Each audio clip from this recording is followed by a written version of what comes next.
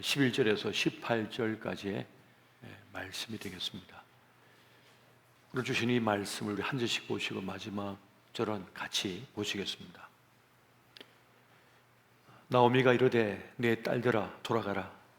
너희가 어찌 나와 함께 가려느냐? 내 태중에 너희의 남편 될 아들들이 아직 있느냐? 내 딸들아 되돌아가라. 나는 늙었으니 남편을 두지 못할지라. 가령 내가 소망이 있다고 말한다든지 오늘 밤에 남편을 두어 아들들을 낳는다 하더라도 너희가 어찌 그들이 자라기를 기다리겠으며 어찌 남편 없이 지내겠다고 결심하겠느냐? 내 딸들아 그렇지 아니하니라. 여호와의 손이 나를 치셨으므로 나는 너희로 말미암아 또 마음이 아프도다 하매 그들이 소리를 높여 다시 울더니 오르바는 그의 시어머니에게 입맞추되 룻은 그를 붙쫓았더라.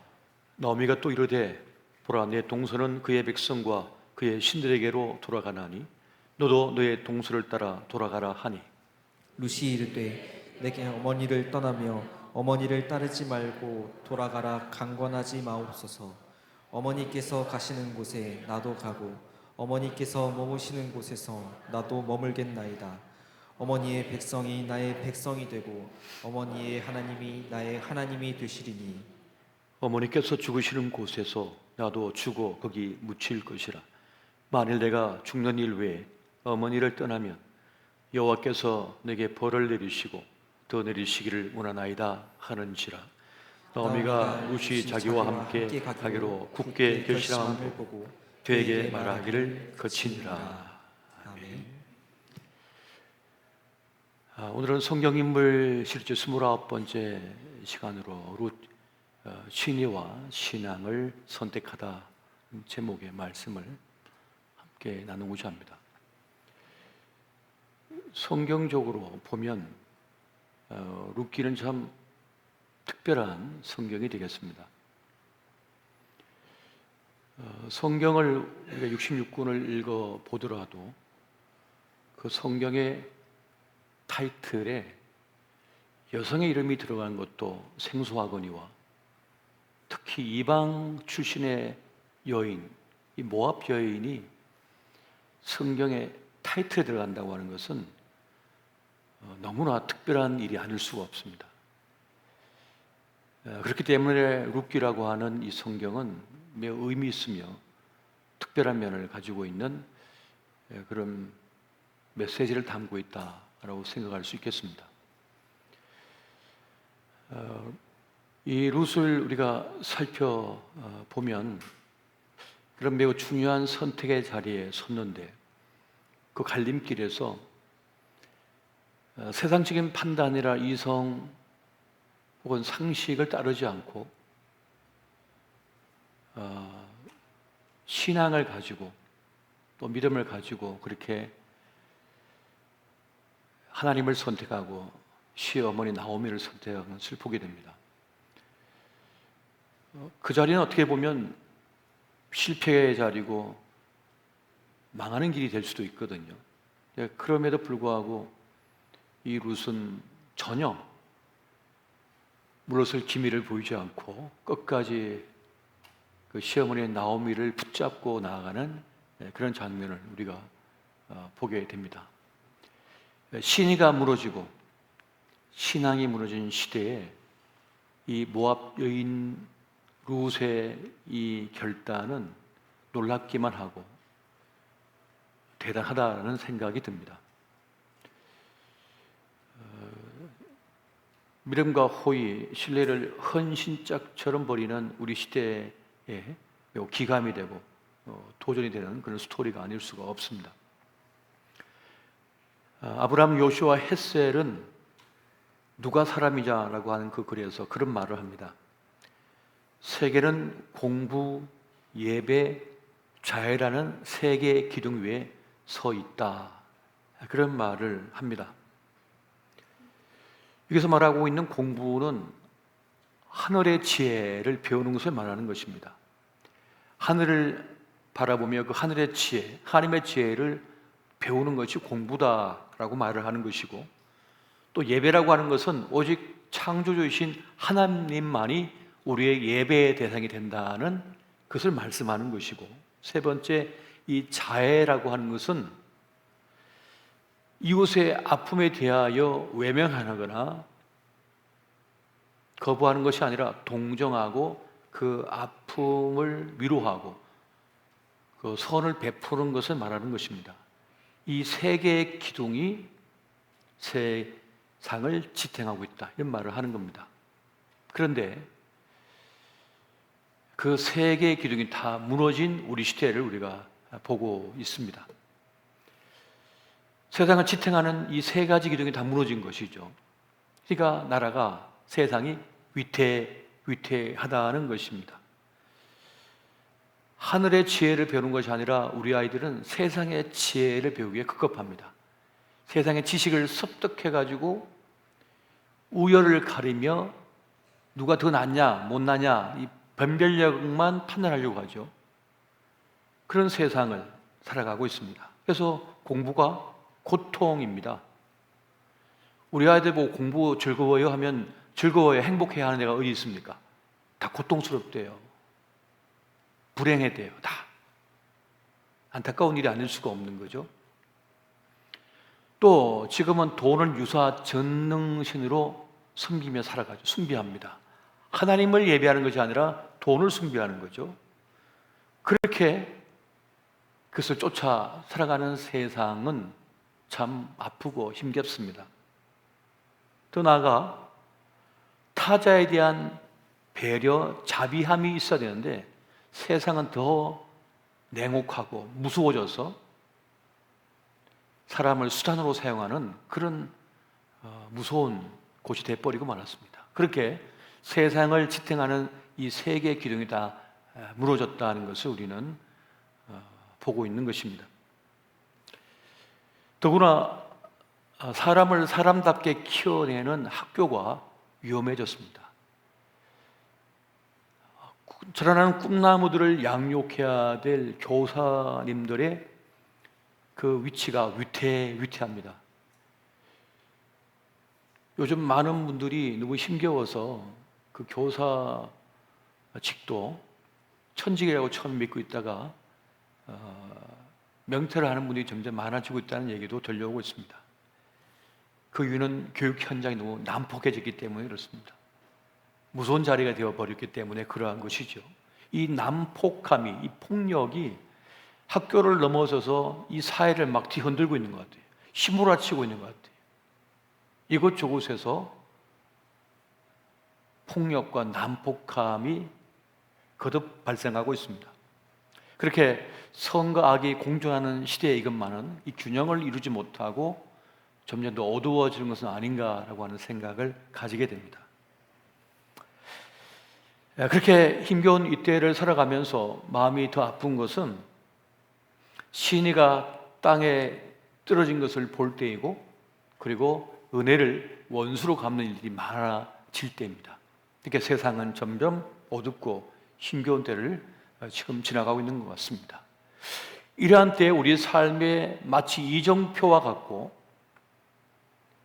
그리고 우리가 마땅히 가야 할 길이 무엇인지를 알려주는 그 스토리가 오늘 이 룻기의 스토리가 아닌가 하는 생각을 하게 됩니다. 모압 여인 룻의 선택은 놀랍게만 합니다.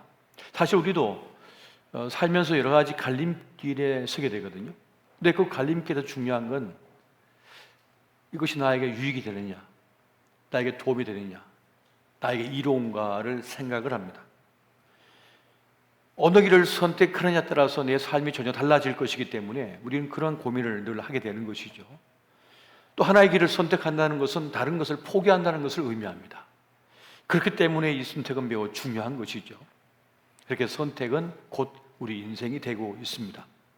그런데 오늘 이 룻은 신의를 선택하고 자기 신앙을 선택을 합니다. 누구보다 약한 룻이 자기 시어머니 나오미를 보호하겠다고 나선 것입니다. 과연 우리 시대에 이런 사람이 있겠는가 싶을 정도로 그는 세상적으로 볼 때는 어리석은 선택을 합니다.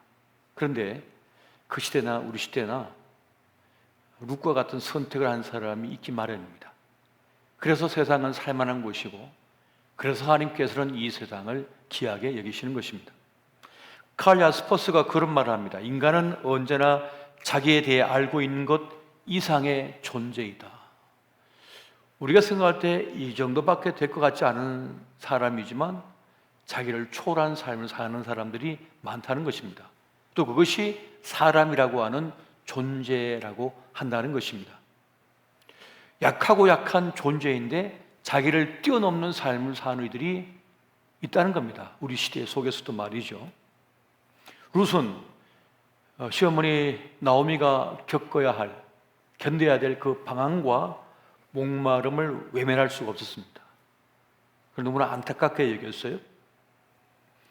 남편과 두 아들을 잃어버린 이 시어머니의 마지막 위로가 되고 싶었고 힘이 되고 싶었습니다. 차마 그를 버려둘 수 없었기에 함께 따라 나선 것입니다. 사실 모압을 떠나서 이 베들레헴에 들어옵니다만 나오미는 고향에 들어왔지만 룻은 타향입니다. 이방 나라인 거예요. 언어도 다르고 풍습도 다르고, 그리고 누구보다 배타적인 민족이 바로 유대 민족 아닙니까? 근데 이방 여인이 그 땅에 들어왔다. 근데 한 푼도 없어요. 우리가 룻기를 다 읽지 않았습니다만은 그 스토리를 보게 되면 도착하자마자 뭐 하러 나갑니까? 이삭 주우러 나가는 거예요. 추수 때가 되었기 때문에. 그러니까 그 긴 여행 속에서 가지고 있던 걸 다 소진한 거예요. 한 끼를 해결할 능력이 없는 겁니다. 그래서 룻이 당장 이삭을 주우러 남의 밭으로 가야 했던 것입니다. 얼마나 처량합니까? 얼마나 불쌍합니까? 얼마나 답답합니까? 얼마나 막막합니까? 그런데도 룻의 입에서는 불평이 나오지를 않습니다. 정말 위험할 수도 있음에도 불구하고 룻은 불평도 불안도 없습니다. 이거 어떻게 가능할까요? 룻이라고 하는 그 이름의 뜻을 보게 되면 우정 혹은 친구라고 하는 뜻을 가지고 있는데요. 이 룻의 운명을 말해주는 그러한 이름인 것 같습니다. 끝까지 그 나오미의 벗이 되고 운명이 되며 함께 하겠다는 것입니다. 어떻게 보면 룻은 우리 신의 그 시대나 그 시대 정신을 거스르는 그런 삶을 선택한 것 같습니다. 어떻게 살아낼 수가 있을까요? 요즘 개봉한 영화 중에 콘크리트 유토피아라고 하는 영화가 있습니다. 이병헌 씨가 주인공을 맡은 영화인데 그 소리를 보게 되면 이 한반도에 거대한 지진이 납니다. 그래서 모든 도시가 초토가 돼요. 그런데 한 동의 빌딩만, 아파트만 무너지지 않고 서 있는 겁니다. 그러니까 사람들이 그 엄동설 안에 살기 위해서 살아남은 사람들이 꾸역꾸역 모여듭니다. 그래서 사람들은 처음에는 받아들여서 옹기도 나눠주고 먹을 것도 나눠주고 보살펴 주고요. 그런데 시간이 지나자 초조해집니다. 먹을 양식도 떨어지고 더 이상 이들을 계속해서 받을 수가 없는 거예요. 그러자 입주자 회의를 열어서 외부인들은 다 쫓아내기로 결정을 하죠. 그런 가운데 폭력 사태가 벌어지지만은 결국 요새처럼 그 아파트를 지킵니다. 그리고 쫓겨난 사람들은 엄동설 안에 다 죽습니다. 그리고 이제 그 안에서 그래도 그 외부인들을 숨겨준 사람이 있었어요. 그래도 인간애를 또 사랑을 베풀어서 먹을 걸 나눠주고 온기를 나눠준 사람도 있었지만은 결국은 다 색출해가지고 다 쫓아내버립니다.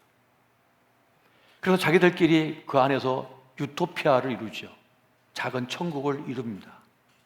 하지만 이제 그것도 양식이 떨어져서 이제 일단의 사람들을 데리고 밖으로 나가서 먹을 것을 구해 오는 과정 속에서도 싸움이 벌어지고 사람들이 쓰러지고 하는 일이 벌어지게 됩니다.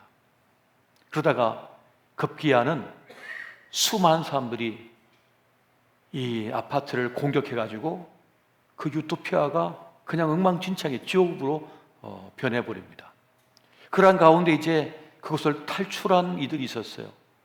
우리는 끝났다, 이제 이것을 벗어났으니 죽음밖에 없다 하고 이제 죽어가는 찰나 사람들이 찾아와서 구해주면서 자기들이 숨어있는 보금자리로 이들을 데려갑니다.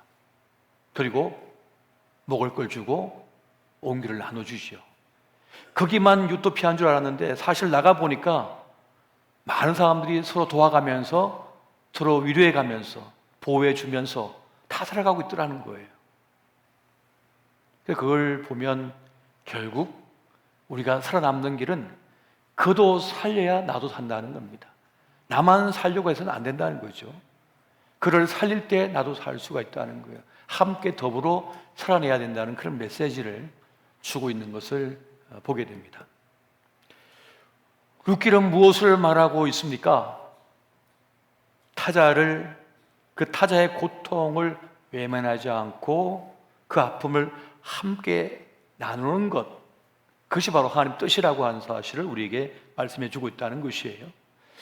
우리가 늘 살펴보고 있습니다만은 구약 성경에 등장하고 있는 폐하법은 바로 이 하나님의 뜻을 말씀해 주고 있는 것입니다.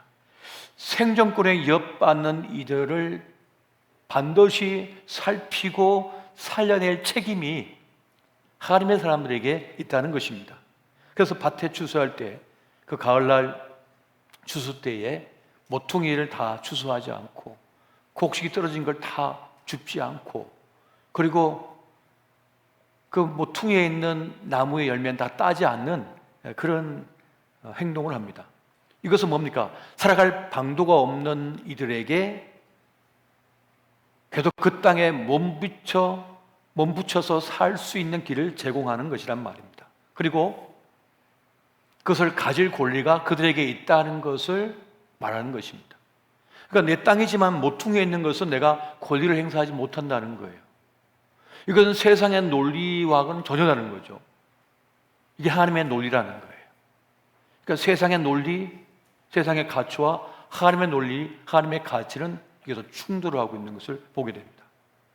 그런데 그렇게 그들을 살려내는 것이 뭡니까? 하나님의 공의요, 하나님의 정의다, 그걸 말하는 것입니다. 여기서 말하고 있는 공의는 뭡니까? 하나님의 공의는 사람으로서 마땅히 해야 할 도리를 말하는 거예요. 그럼 정의는 뭡니까? 사법적 정의를 말하는 것입니다. 미시파트와 째다카라고 하는 이 하나님의 공의와 정의를 주님께서 가지고 이 세상을 창조하셨고 지금도 운영하고 계시다는 것을 말하는 것입니다. 성경을 읽으면서 그런 생각을 가졌습니다. 룻은 자기 인생의 소명을 발견한 것 같습니다. 하나님의 부르심을 발견한 것 같습니다. 그러니까 소명이 있는 인생이었다는 것이죠. 이 나이 많은 시어머니 나오미를 그냥 저 고향으로 돌아가도록 보내드린다면 가는 길에 어떤 일을 만날지 모르잖아요. 마지막 죽음의 길이 될 수도 있는 거예요. 누구도 보호해줄 사람이 없는 거예요. 내가 지켜야겠다, 내가 곁에 있어야겠다라고 하는 소명의식이 있다는 겁니다. 그리고 내가 이제 믿게 된 그 하나님을 믿는 백성에게로 가는 것이 마땅하다라고 하는 그 소명감, 그 믿음의 확신을 그가 가지고 있었던 것이죠. 오늘 우리의 삶이 힘이 없는 이유가 뭡니까? 우리의 삶이 남루하기 짝이 없는 이유가 어디 있을까요? 이 소명의식, 소명을 잃었기 때문에 그러합니다. 사람들이 어떤 일을 해도 이 열정이 생기지가 않습니다. 패션이 없어요. 그 이유가 뭘까요? 소명의식을 상실했기 때문에 그렇습니다. 많은 경우에 자기가 어떤 일을 하며 살아야 되는지, 어떤 일의 기쁨인지도 모른 채 살아갈 때가 참 많습니다. 근데 사실 이 소명, 또 자기에게 맞는 그 일에 대한 이것은 사실 자기에게 이미 나타나고 있는데 발견하지 못할 때가 많대요. 우리가 잘 알고 있는 19세기 말과 20세기 초의 위대한 과학자 중에 한 사람인 마리 퀴리가 있습니다. 그가 어렸을 때 아빠가 연구하는 연구실에 찾아갑니다. 실험실에 놀러를 갔어요. 근데 그 아버지가 연구하는 그 연구실에 들어가 보니까 유리상자 안에 각종 여러 가지 기구가 있었어요. 근데 그것을 바라보면서 이 아이가 눈이 초롱초롱했대요. 그걸 보면서 가슴이 쿵쿵 뛰면서 뭔가 강렬한 열정을 발견하게 돼요. 그리고 이 마리 퀴리는 아버지를 쫓아서 과학자의 길로 쫓아가죠. 따라갑니다. 영화배우 잉그리드 버그만이라고 하는 여성이 있습니다. 어렸을 때 아빠가 캠코더로 찍어주는 그 영화에 자기가 등장하면서 연기를 하는데 그가 그런 느낌을 가졌대요.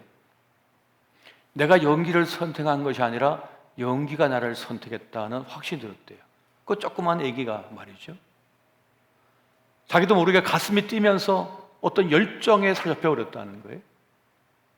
그렇게 사람마다 자기가 마땅히 가야 할 길, 이건 내 것이다라고 하는 것을 느끼는 그 소명을 깨닫는 때가 있다는 거예요. 사랑하는 대상을 만나거나 했을 때도 사람은 자기를 초월해버리죠. 사랑하면 자기를 초월해버립니다. 소명을 만나도 자기를 초월해버려요. 자기 처지를 초월해버려요. 그걸 넘어선 사람이 된다는 거죠. 그래서 아무리 반복을 해도 지루하지가 않아요. 별로 지루하지가 않아요. 보통 사람 같으면 나가 떨어졌을 건데 나가 떨어지지 않는다는 겁니다.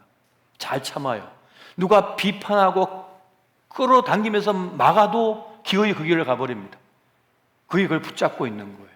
그런 삶을 산다는 것입니다. 우리가 잘 알고 있는 그 샤넬, 코코 샤넬 있잖아요. 원래 본명은 가브리엘 보네르 샤넬인데 원래는 고아였어요. 그래서 형제와 함께 수녀원에서 자랐거든요.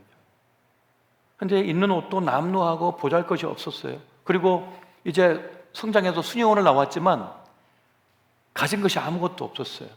그래서 술집에 가서 노래를 불렀습니다. 그리고 노래가 끝나고 나서 이제 폐장할 쯤 되면 청소를 했 그런 삶을 살았어요. 그런데 그가 노래를 얼마나 잘 부르는지 사람들이 호감을 가지고 박수를 쳐주면서 기뻐해주고, 그리고 그가 가진 남다른 미적 감각을 사람들이 칭찬해 주기 시작합니다. 그러면서 자신에게 이런 예수적 감각이 있다고 하는 사실을 깨닫게 됐답니다. 그러다가 어느 날 아서 케이플이라고 하는 중년 남자를 만나요. 성공한 사업가인데 그가 코코 샤넬의 재능을 발견하죠. 그리고 말합니다.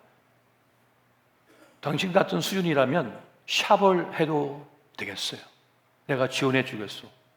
그리고 그 샵을 해서 성공을 시키죠. 그러고 나서 이 아서 케이플이 더 얘기를 합니다. 이렇게 하면 사업을 해보세요. 이렇게 하면 더 크게 성장할 수 있을 거예요. 이 코코 샤넬은 이 아서 케이플이라고 하는 사업가의 조언과 가르침에 전폭적으로 순종하고 따릅니다. 멘토로 삼습니다.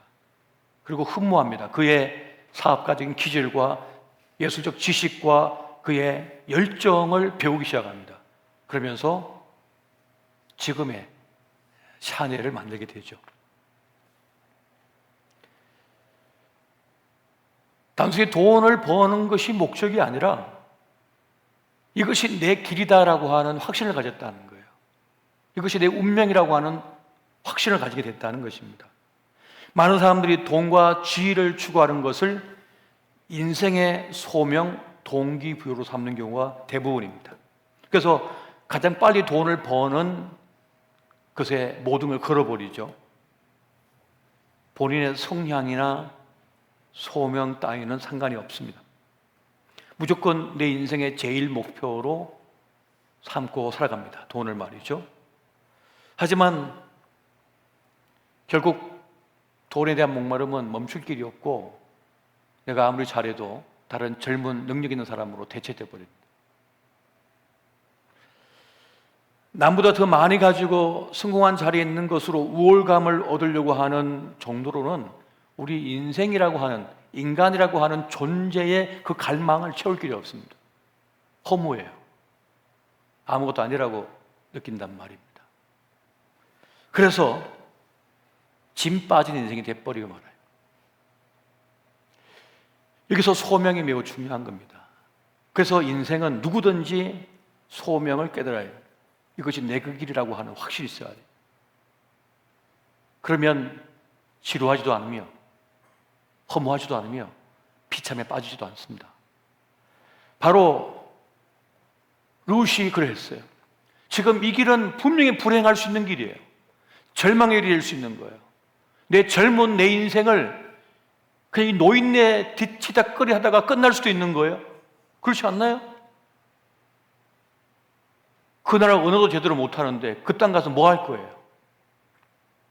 그런데 룻은 이 나오미를 끝까지 책임지고 하나님 섬기는 것이 자기의 소명인 것을 깨닫고 그 길을 걸어가 버립니다. 이 룻의 선하고 의로운 행동은 매우 무모해 보입니다. 그런데 중요한 것이 이것을 하나님께서 보셨고 하나님을 감동시켜 버립니다. 하나님이 감동하십니다. 그리고 베들레헴 사람들도 감동을 합니다. 그리고 유력자인 보아스도 감동해 버립니다. 이 어린 소녀의 이 헌신과 희생을 보면서 놀랍게 여깁니다. 하나님을 선택하고 시어머니 나오미를 선택한 이 룻을 하나님께서는 이제 돌보기 시작합니다. 룻이 하나님을 선택했으니 이제 하나님께서 룻에 대하여 응답을 해주셔야 돼요. 답을 주셔야 되는 거 아니겠습니까? 룻은 자기 인생의 모든 걸 하나님께 의탁해 버렸습니다. 신의를 선택하고 하나님에 대한 신앙을 선택해 버렸어요. 이제 이것에 대하여 하나님께서 응답해 주셔야 돼요. 어떻게 응답하십니까? 보아스의 입을 통하여 응답하십니다. 룻기 2장 11절에서 12절 말씀 우리 같이 한번 보겠습니다. 시작. 보아스가 그에게 대답하여 이르되 내 남편이 죽은 후로 내가 시어머니에게 행한 모든 것과 내 부모와 고골 떠나 전에 알지 못하던 백성에게로 온 일이 내게 분명히 알려졌느니라. 여호와께서 내가 행한 일에 보답하시기를 원하며 이스라엘의 하나님 여호와께서 그의 날개 아래 보호를 받으러 온 내게 온전한 상 주시기를 원하노라 하는지라. 주의 날개 밑에 보호받으러 온 너의 한 일에 대하여 또한 이제 하나님께서 보상할 것이다 라고 하는 그 답을 이 보아스 입을 통하여 주고 있는 장면을 보게 되는 것입니다. 우리의 신의를 지키는 행동, 선을 행하는 행동, 하나님을 선택한 그 행동에 대하여 하나님께서는 그를 깊이 보신다는 겁니다. 귀하게 여기신다는 것이에요. 이 악한 세상 속에서 악을 악으로 갚지 않고 선으로 갚는 그 일에 대해서 하나님은 매우 귀하게 여기신다는 것입니다. 우리가 선을 선택할 때는 하나님 믿고 하나님께 나를 맡기는 거거든요. 의탁하는 것입니다.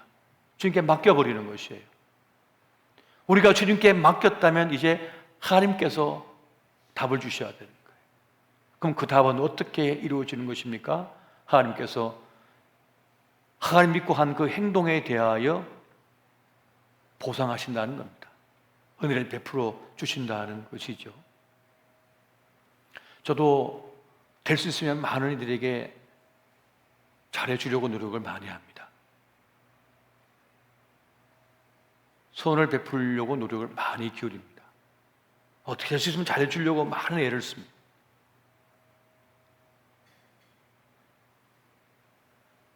그것은 당연한 것이고 또 그것을 하나님께서 보고 계시거든요. 하나님께서 보고 계셔요. 그리고 하나님께서 또 갚아주시는 것을 많이 경험했습니다. 또 하나님께서 다 보상해 주시는 걸 많이 경험했어요. 그런 은혜가 있는 것을 경험한 사람들은 굳이 그 사람에게 돌려받지 않는다 하더라도 하나님께서 갚으시는 것을 알고 그걸 베푸는 겁니다. 그러면 억울할 일도 없는 거예요. 꼭 이겨 먹어야만 이기는 것이 아니거든요.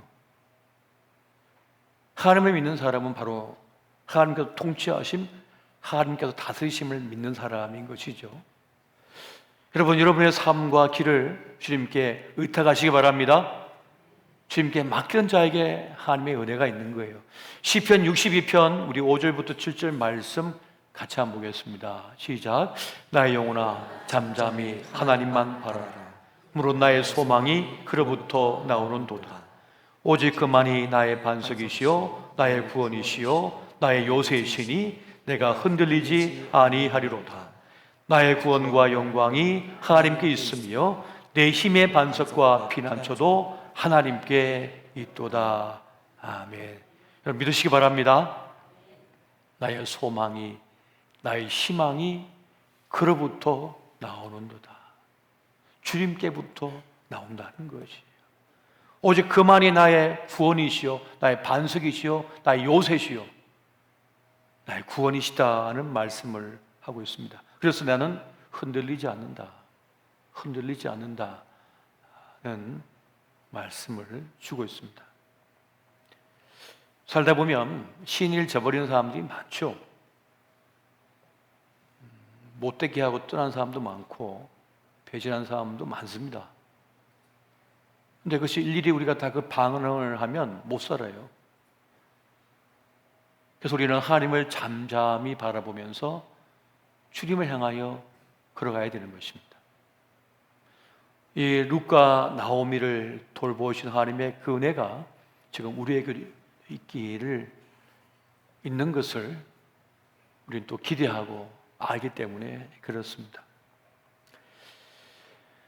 우리가 많이 약할 때가 있죠. 강할 때도 있습니다만 약해질 때도 있는 것입니다. 지금 나오미는 또 룻은 철저하게 약해졌지요. 한 끼를 해결할 능력도 없는 거예요. 한 끼를 해결할 능력조차도 없는 거예요. 다른 사람의 호의를 기대해야 되는 것입니다. 그런데 하나님께서는 그 베들레헴 사람들을 감동시키시고 보아스를 감동시키셔서 넉넉히 살아갈 길을 열어주시고 나중에 예수님의 족보에 이 룻이 들어가는 영광을 누리게 했습니다. 무에서 유를 창조하시는 거예요. 없었는데 길이 열려져 버린 거죠. 우리가 굳이 이사야서를 보면서 사막에 강을 내시고 그거 굳이 묵상 안 해도 이미 이 룻의 인생에서 사막에 강이 낸 거 아닙니까? 구원의 역사가 나타나 버린 거예요. 그런 일들이 사실 많습니다. 앞서 말씀드렸던 코코 샤넬이 그랬던 거예요. 고아로 태어나서 수련회에 있다가 술집에서 노래 부르는 여성이었단 말이에요. 아무 가능성 없어 보였단 말이에요. 그러나 하나님께서 귀한 사람을 만나게 하시고 멘토를 만나게 하고 길이 열려지겠잖아요. 무에서 유가 창조된 겁니다. 사실 그런 일들은 너무너무 많아요. 너무너무 많습니다. 우리가 일일이 알지 못해서 그렇단 말이죠. 그렇다면 우리 또한 그 삶의 주인공이 될 수 있는 거예요. 갈팡질팡하시고 흔들리지 마시고 갈팡질팡하지 마시고 흔들리지 마시고 그냥 주님을 붙드십시오. 룻처럼 견고하게 하나님을 선택하고 선을 선택하고 신의를 선택하십시오. 그것이 세상과 차별화되는 내가 되는 길이고 또 그것이 하나님을 기쁘시게 하며 하나님께 우리에게 복을 주실 이유가 된다는 사실입니다. 오늘 저와 여러분이 그렇게 신의를 선택하고 그리고 신앙을 선택하는 믿음의 사람들 되시기를 예수 이름으로 축원드립니다.